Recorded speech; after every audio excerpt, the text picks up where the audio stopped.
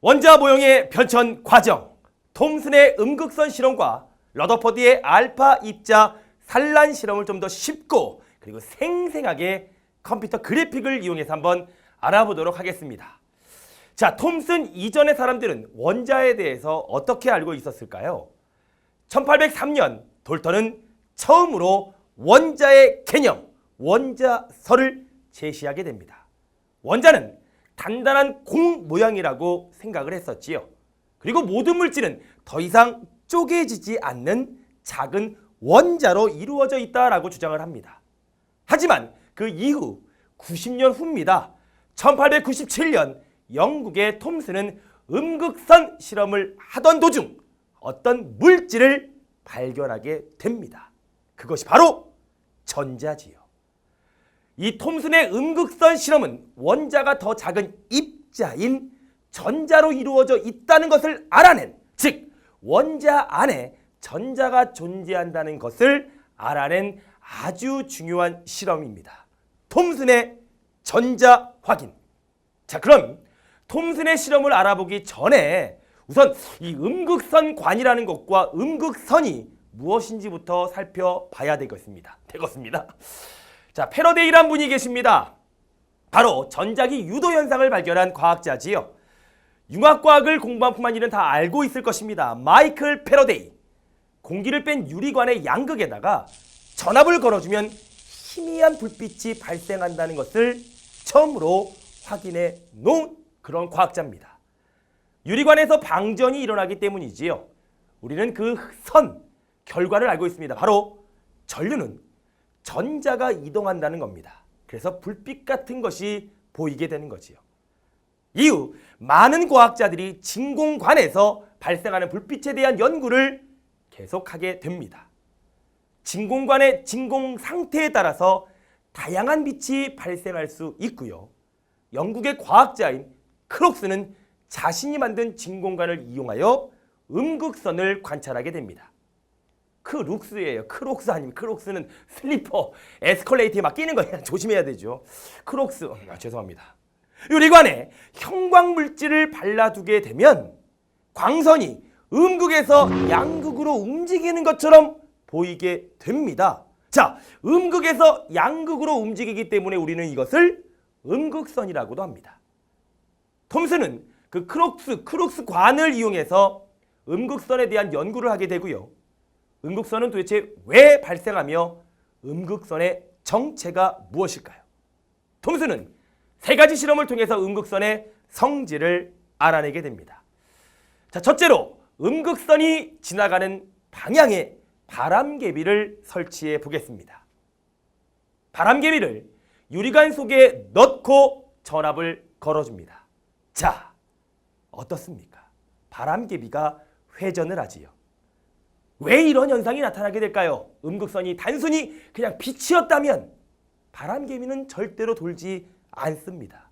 그런데 질량이 있는 기체 분자들에 의해 바람이 불어서 바람개비가 돌듯이 음극선은 질량이 있는 입자이기 때문에 바람개비를 돌릴 수 있게 되는 것입니다.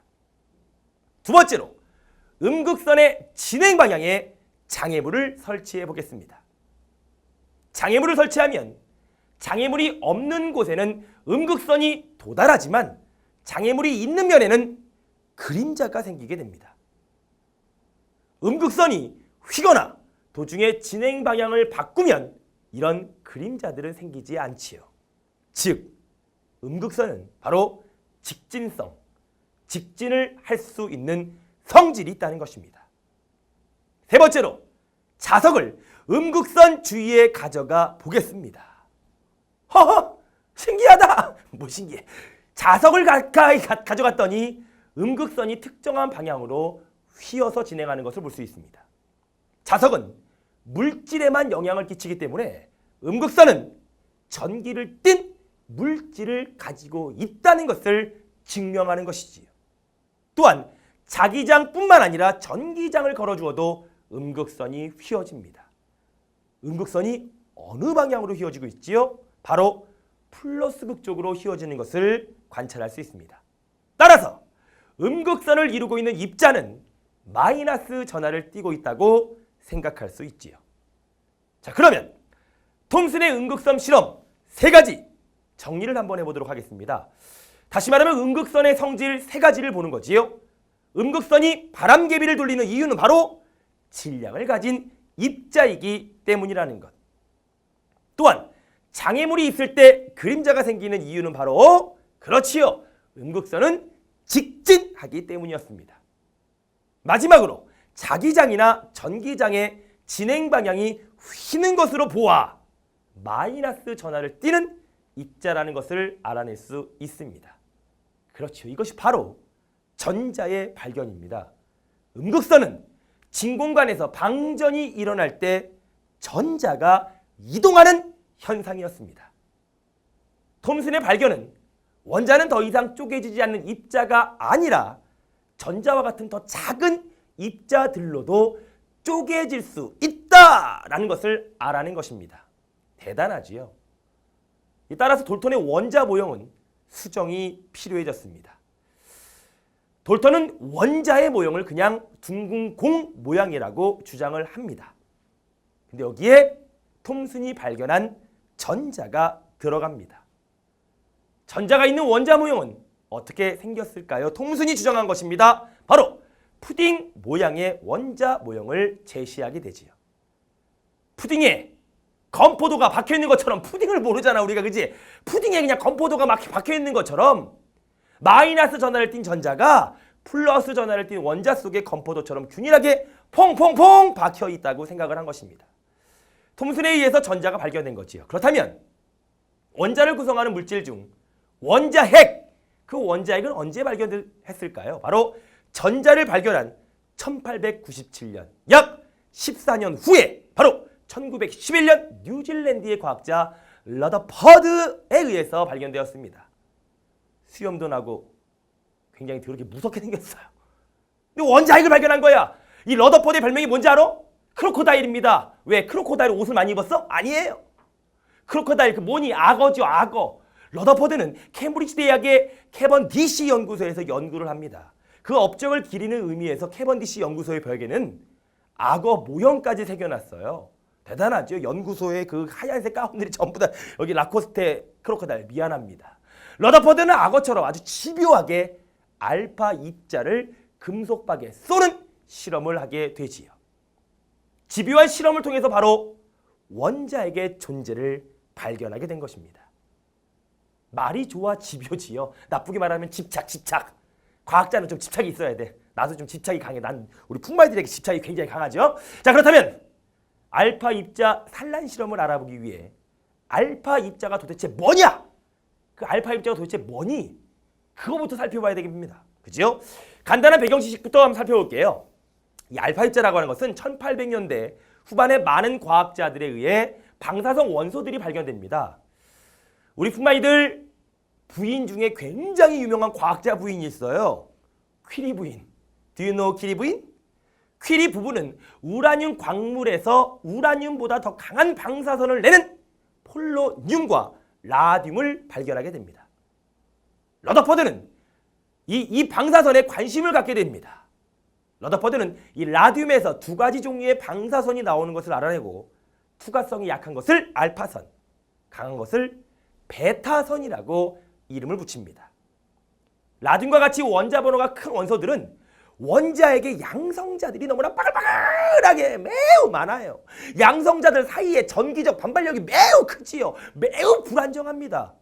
이러한 원소들은 알파선이라는 걸 방출하면서 더 안정한 라돈 원자핵으로 붕괴가 됩니다. 이때 알파선으로 방출되는 입자가 바로 알파 입자라는 것이지요.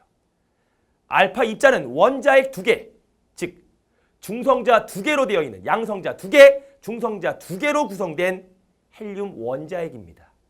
하지만 이때까지는 원자핵의 존재를 몰랐기 때문에 그냥 알파 입자라고 부르게 되지요. 러더퍼드는 이 알파 입자에 관심을 갖게 되고 금박지에다가 알파 입자를 쏩니다. 이 알파 입자를 쏘는 실험을 하고 계속 있었지요. 자, 그렇다면 이제 방사성 원소를 납상자에 한번 넣어보도록 합니다. 방사성 원소들이 붕괴가 되면서 알파 입자가 방출이 됩니다. 납 상자에서 방출된 알파 입자들을 금속박을 향해서 쏩니다. 만약에 톰슨의 푸딩 모형으로 원자가 이루어졌다면 모든 알파 입자들은 그대로 금속박을 통과하게 됩니다. 아주 얇게 썬 그 편 금속박을 원자 몇 개의 두께 정도 아주 얇은 거예요. 이 플러스 2, 플러스 2의 전하량을 가지는 알파 입자들은 금속박의 전자들보다 7,500배는 무겁습니다. 알파 입자는 무겁고 속도도 빠르기 때문에 전자와 같이 가벼운 입자와 충돌하더라도 큰 영향을 받지 않을 거라 예상할 수 있지요. 마치 총알이 종이를 통과하는 것과 같습니다. 하지만 실험 결과는 서프라이즈! 놀라웠습니다. 형광 스크린의 여러 곳에서 산란된 알파 입자가 발견된 것이지요. 유레카! 금속박의 전자들은 무거운 알파 입자를 튕겨낼 수 없었습니다. 종이에 총을 쐈는데 종이가 총알을 튕겨낸 거예요. 말이 되니 그게? 그렇다면 그 무엇이 알파 입자를 튕겨낸 걸까요? 러더퍼드는 이 현상을 설명하기 위해 새로운 원자 모형을 제안합니다. 플러스 전하의 알파 입자가 튕겨나가기 위해서는 원자에 플러스 전하를 가진 무엇인가가 있어야 된다는 말입니다. 또한 알파 입자를 튕겨낼 만큼 무거워야 된다는 것이지요. 러더퍼드는 그래서 원자의 중심에 플러스 전하의 단단한 원자핵이 존재할 것이다 라고 제안을 하게 됩니다. 원자의 대부분은 빈 공간이지만 그 중심에 질량이 모여있는 원자핵이 있는 것이지요. 그리고 그 원자핵 주위를 전자가 빠르게 회전하고 있다라고 러더퍼드는 생각합니다. 마치 태양 주위를 행성들이 수금지와 목토천의 행성들이 공전하는 모양과 비슷한 모양. 따라서 러더퍼드가 주장한 원자 모형은 바로 태양계 모형 또는 행성 모형이라고도 부르게 되지요. 자, 그럼 러더퍼드의 원자 모형을 이용하여 알파선 산란 실험을 다시 한번 살펴보도록 합니다. 자, 알파 입자를 금속박에 쏩니다. 대부분의 알파 입자는 금박을 통과하게 되지요. 원자의 대부분이 빈 공간이기 때문입니다. 하지만 8,000개 중에 1개 정도의 알파 입자는 금속박을 통과하지 못하고 튕겨 나오게 됩니다. 아주 큰 각도로. 자, 산란되는 것. 아주 큰 각도로 산란되는 것도 있고 180도로 산란되는 것도 있고 이런 등등의 알파 입자가 있습니다. 원자 중심에는 바로 플러스 전하를 띤 무거운 원자핵이 존재하기 때문이지요. 자, 원자핵의 플러스 전하와 알파 입자의 플러스 전하가 충돌해서 전기적 반발력에 의해 튕겨 나가거나 진행 방향이 휘게 된다는 것입니다.